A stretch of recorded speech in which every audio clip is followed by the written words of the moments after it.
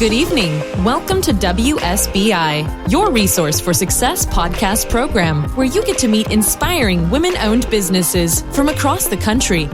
And now, for your host, Kimberly McElmore. All right. Hello, and welcome to another night of sharing. With us, we have Annetta Benjamin, founder and owner of Benjamin Counseling Center, LLC. Welcome, Annetta. Hi, Kimberly. How are you? I'm good. How are you doing this evening? I'm wonderful. I'm glad to be speaking with you today. Well, we have been putting this on. It's been on the calendar for quite some time. So this has been something that's been in the making, and I have been ecstatic about having the opportunity to talk to you. I've learned so much about you with our wonderful relationship that we have in the Zumba world, which we'll talk a little bit about later. So I'm excited about this opportunity to learn a little more about you and what you do. But before we actually get started with this awesome interview, why don't you tell the listeners a little bit about yourself? Sure. Like you said, my name is Annetta Benjamin, and I'm actually a therapist with Benjamin Counseling Center. And I've been in practice now for 7 years, and I have an office here in Woodbridge, Virginia. And I work with a variety of people, kids, adults, couples, families, and we kind of work with them regarding issues of anxiety, depression, bipolar, ADHD, stress issues, spiritual concerns, so a whole gambit of issues. Okay, so we got a real quick synopsis of that, but what I want you to tell me about who you really are. Tell me where you're from. Tell me how you got started in this, and let's talk a little bit about also what inspired you to get started in this. Okay, well, I'm originally from Virginia, born and raised Fort Belvoir, and my parents are from Antigua, which is in the Caribbean. So my mother joined the Army, and we've been living in Virginia ever since. Wow. But okay. Yeah, and I have 2 sisters or twins, and they're locally in the area too. And I have a son who's getting ready to turn 10 years old. And he and I are just taking on the world together. But from a young age, I've always kind of wanted to help people. And I kind of got into the field just by happenstance, where one of my undergrad professors just shared that, hey, we do have a counseling program at Marymount that, kind of offers spiritual care. And that was something I was really interested in. So I decided that I would pursue that. Okay. So you weren't one of these individuals who just like one day say, this is really what I wanted to do. This is how I want to do it. And I'm just jumping into it. So I kind of want to backtrack a little bit because, you said you're originally from this area. Well, yeah, you are originally from this area, after, with your family being in the military and so forth. So you end up staying. But you also have a little history, a little bit more about yourself as far as with the basketball and everything, because I have been completely amazed. Every time I see you, I'm learning something new about you. So talk a little bit about that. Sure. Well, kind of to dig even deeper, basketball is like my first love. I originally actually wanted to be a track star. I remember being in elementary school, and I was one of the fastest girls. And then I hit middle school, and a girl beat me, and I thought, okay, this sport is not for me anymore. A neighbor, yeah. Then my next door neighbor saw me outside dribbling a basketball one day. I had to be maybe 11 years old, and she was like, well, why don't you come over here and I'll show you a few moves? And I was like, okay. And then next, every day we were outside kind of practicing. And she said, you know what, I think you should attend a basketball camp. And at that time I was in elementary school getting ready to go into middle school. And I tried out for the Hayfield basketball camp, and I got in. And the next thing you know, I got a couple awards for like most improved and best hustler. So I thought, this is great. I like getting awards and trophies, and the sport seems pretty fun. Mm-hmm. So after a couple of years of doing basketball camps, I tried out for the girls freshman team, and I made it. And then that next year I did AAU, which is like a travel basketball. And after doing that, our team actually were Virginia State champs. And so the next year they put me on varsity at the high school, and I played for the next couple of years and went to college out in Pittsburgh and had a small D2 basketball scholarship with that. And it was great for a while, but then I experienced some challenges with some of the teammates and ended up transferring to Marymount. And I remember that being one of my toughest decisions because I really was conflicted with leaving the school I started with. But I ended up transferring, and that year we went to the Final Four at Marymount, which was back in 2002.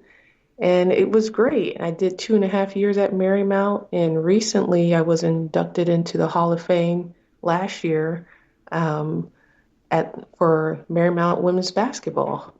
Exactly. And I was like hoping you were going to bring that up because I was so shocked. I'm like, you are amazing because I see you basically once a week, so give my listeners a little background about our lovely little relationship that we have. Our relationship is in the Zumba classroom with the famous Tarek, and so it's just, when I see you, and like I said, every time I see you, I've learned something new about you, and you are the sweetest individual I've ever met in my life, for one, but to hang out with you it's just awesome. So when I learned about that, you hear you've done this basketball, you got this business, and of course the first time I think I asked you about your business, it was like, oh, so when did you start your business? You're like, oh, I've been doing it for 7 years. I'm like, oh, okay. So, Yeah. it's just amazing. Like I always tell people, you never know the world that they live in and what they've been doing. And so I was so excited, like I said, to get this opportunity to interview you and learn just a little bit more about you, because you have a whole bunch of things to talk about, and you have a lot to offer people. So, when you get out through college, you're in school and everything, and all these things are starting to work. But when you really decided to get into business, what made you jump into counseling business? It's a tough business, but it's, Yeah. and it has its own uniqueness. So what really made you decide to go that route? Well, kind of like I shared before, when I went to college, I really just wanted to play basketball, but I loved helping people too. And back in middle school, I actually was a peer helper, and it was kind of like a student mediator. And I remember being in a role where I had to kind of help resolve issues between students. And I thought, this is kind of fun. But I never thought I would necessarily make a career out of it. So when I went to college, it was all about basketball, but they're like, you got to declare a major. So I'm like, okay, well, I kind of like talking to people and I like writing. And the advisor said, okay, well, that sounds like psychology and English. She's Mm-hmm. like, English, you're going to have to do a lot of writing. Psychology, you'll get to talk and learn about people. So I picked that and got my psych degree. And after that, they said, well, if you want to be a counselor, you have to get your master's. And I thought, oh my gosh, really? Like more school, right? Yeah. And I really fought that process. I was like, hey, I did my time. I don't know why I have to go back, but I had a very strong mother who was big on education. My mom had 5 degrees, and so she set the tone for us to continue to pursue our education. So after I graduated, I was like, well, I'm just going to play professional ball, and that's it. And she said, okay, well, I'll give you a semester. You can go try out, do whatever you want. And I did that. I did some showcases, and it really didn't turn out the way I expected. So she said, are you ready to go back to school now? And I'm like, gosh, darn it. Okay, fine. So Oh, I, goodness. I re-enrolled at Marymount, and I enrolled as a pastoral counseling student because I loved the counseling, but I didn't know how to counsel without telling people to pray or to believe in God. So Mm-hmm. I thought pastoral counseling program was going to be the best fit for me, and it turned out that it really was. Mm-hmm. Mhm. Yeah, and I agree with that. Of course, we, in the world we live in today, it seems, using the word God is like, oh my gosh, you can't do this, you can't do that. Anytime you have to fight about it in your school systems, you got to fight about it every day out here in public. You cannot say what you want to say without people being, disrespectful about your own beliefs, So I'm glad that you decided to go with the path that you believed in. And here it is 7 years later. It obviously showed that, like you said, was the right way in the direction to go. So that when you like I said, you've been in business for 7 years. So talk to me a little bit about some of the challenges you've been facing off and on throughout the 7 years. Well, initially, I really didn't know what I was doing, but I had been working part-time at a couple practices. So I kind of knew the environment, I knew the structure and how to get clients and see them and do the whole therapy part, but I just didn't know how to start a practice. But I had a great mentor who is still mentoring and coaching me today. Her name is Kathy Bornoth, and she actually had her own practice. I worked for her down in Chantilly, Virginia, and she was just willing to sit down with me and answer all the questions I had with getting started. So I remember we went out to lunch and I had 1,000 questions and she answered all of them. The toughest challenge I had with getting started was just actually getting the reimbursement for payment because I was able to transfer my current clients from my part-time job to my practice, but I didn't know how to get the reimbursement. So it took a while for me to find a billing system that worked. And then after 3 months, I finally got it to work, and then it just kind of took off from there. So I think the toughest thing was just figuring out how the whole insurance company worked with getting reimbursement. But after that, I was able to kind of branch out, and I did maybe a year and a half on my own, and then I started bringing on some other therapists and associates to work with me, and moved on to a larger office to where we could house more therapists, and that's where I am now. Yeah, and that's phenomenal. And then I was listening to you, and the thing that I loved about what you're talking about there is you mentioned how mentoring and having mentorship there, available for you, that till this day you're still getting that.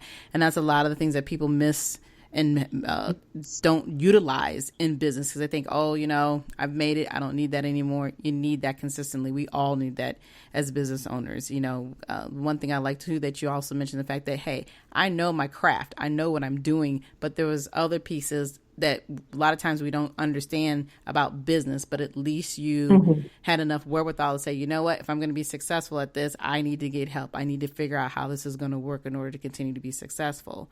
And those are the other pieces that I, as business owners and as me being a consultant as well, is that, you try to get people to understand how important it is to realize that you don't know everything, and it's okay that you don't know everything. And that you have to learn these processes of being what it takes to really be in a business if you want to continue to be successful. So, I think that the challenges you had weren't really challenges. It's just really just a part of the process. As we look at it now, I'm sure you say that, or think that after 7 years, I'm sure of going through that, saying, wow, it seemed like it was really hard, but 3 months, probably seemed like 3 years to you during that time frame, but I think it's amazing that, what you're doing is phenomenal. But talk, I guess, a little bit more about now the actual practice. You mentioned you had several different types of services that you provide in the beginning of the show. Dive into a couple of them and just kind of walk us through how the process would work with your clientele. Sure. And kind of like I shared earlier, I do work with individuals, couples, and families and kids, adults on a variety of issues. Most of the time, I do see a lot of anxiety and depression, which seems to be the top two common reasons people are seeking therapy, just dealing with a lot of fears or uncertainty, and then just handling life stressors, which can kind of pile up and lead to depression. But most of our clients are dealing with that, and they range from a variety of ages, where the youngest I've seen was probably 4 years old, and the eldest is probably in their early 80s. And it's amazing because everyone kind of has their own struggles and own issues, and we're just there to kind of help them guide through life and pick the best decision possible to help them with their life circumstance. Mm-hmm. But I truly enjoy it, and it's rewarding to see when people, are able to overcome their issues. Right. And, in the world we definitely live in today, I can see how you're saying that seem to have more and more people who are coming in with the depression and so forth, because we have so much stress in the world today. Kids can't be kids. Adults got way too much stress, on top of them because, the society's telling you got to do this, this, this, and that. And it's like, whatever happened to simplicity? Yes, yes.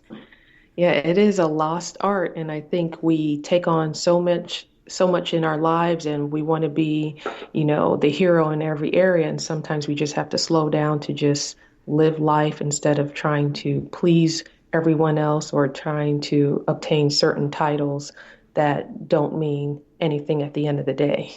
Amen. You got that right. But the thing I'm sitting here struggling with is that 4 years old, I can't even fathom I at know. 4 having Mm. that type of stress. I, Yes. I'm just sitting here like, wow, that's crazy. Yeah, and sometimes it's just adjusting to the transitions where you'll see a lot of times kids are used to being at home and then they have to transition to a school environment or a daycare environment, and it's a stressful transition. Mm-hmm. And dealing with other people, especially if they're an only child or used to being with their parents, it can be very traumatic for them. So a lot of times that's what we see, that transition from being at home, daycare, or just being with mom and dad to struggling with how to interact with other kids Mm-hmm. who are loud and, active. And so a lot of kids have a hard time adjusting to that. Mm-hmm. But do you think, I guess, in your professional opinion, that technology to some degree has ruined the normalcy of what, our children, what we used to have growing up? I guess me being in my 50s, of course, obviously things were different then, but I never felt like as a child that I had to worry about not just being a child. Right, right. And Yeah, even transitioning from, going from preschool to kindergarten to, middle school or whatever, to me, it was like something you look forward to, you love those processes, but we didn't have those pressures that these kids have today. So I guess, I just, like I said, I struggle with it in my mind to think that these kids today just have so many things on their plates at such a young age. right. They do. And I think, like you said, technology does play a huge role in the development of children, and they seem to just know so much more, so much faster than we Mm-hmm. do.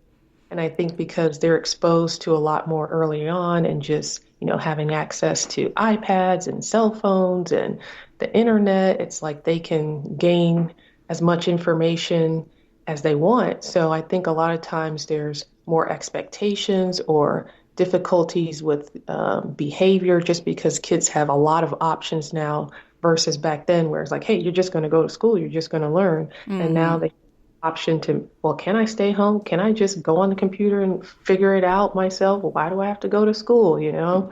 And so I think there are more struggles sometimes now with all the technology that we have versus, just maybe one or two options that we had growing up. Yeah, I agree with that. Yeah, I mean, like I said, the technology is great to some extent, but boy, I think it makes a lot Mhm. of people very lazy as well. Yes. Because the brains are not being utilized, I think, in the full fashion. And I keep wondering one day what's going to happen when all of a sudden the internet is no longer existing. Oh, wow. I know. The It's going to cloud's be not going to be there anymore. It's like, what are people going to do? exactly. Yes, everyone So, would be coming in for depression. Yes. right, right. You're going to have enough seats, okay? So. Yes, Oh yes. my goodness. But I know it's not a laughing matter, but to some degree, I just find that people have lost that sense of common sense. Hmm. The sense of the ability that you can do certain things without feeling like you have to, get on your phone, look something up, just think a little bit, the brain does function that way. That is the purpose of it, so I just, like I said, I don't make fun of it, but I just find that, I guess a part of it is because I've been able to grow up in eras and times where we had to think, and then now we've got all these other things that we were learning in the process of, each generation. So I guess that's really how it's supposed to be done. But at the same token, I keep wondering one day, well, even when we thought, what was it, back in 2000, when we thought, or 1999, we thought everything was going to, stop, the world was going to stop, Mm-hmm. And I'm thinking, well, back at that time frame, we didn't have what we had today, but I'm like, okay, why are you buying all this stuff if the world's coming to an end? Exactly. Right. You're Right. not going to take it with you, and the technology is not going to save you at that point. So, oh, just amazing. But I do have a couple more questions for you too, that before we kind of get towards the end of this interview. But I guess I would like to know, there's so many other people out here in the world who want to be a business owner. What great advice would you give them about becoming a business owner? I think you really have to make sure you have a passion for what you want to pursue. It should be something that you would want to do even if you don't get paid for it, because I think that's going to give you the true drive. And you want to have a purpose behind it, whether it's to help people or to make a difference in the future, or, to just create some kind of important product or even technology that will just help better people's lives. But you want to make sure that you have a purpose behind it and that you're driven for the right reasons. And then you just want to find people who are doing what you want to do. I think, like we talked about earlier, the mentorship is huge. And a lot of times I think people try to go about it alone, and you don't have to do it all by yourself. So if you have people in life where you want to be, I would sit down and ask them questions and get a game plan together to figure out how you can do what they're doing. Absolutely. I agree with that 100%. Plan. My big thing, do a business plan. It's not going to kill you. It's a revolving document. You use it as you continue to grow through your business. And it's really essentially the same thing. Everybody has a different way of how they think a business plan should be done. But planning it out will save you so much more. You won't have these headaches that you will eventually have down the road if you don't plan it out properly. Yeah. So absolutely agree with you. Yeah, I think having a mentor, it's kind of like someone who's been through the minefield already. So they can lay out a path for you that's going to be more successful than you trying to create it all on your own. Absolutely. Yep, absolutely. All right. Well, because we're getting close to the end, I want you to tell the listeners how they can get a hold of you and, get your services if they need them.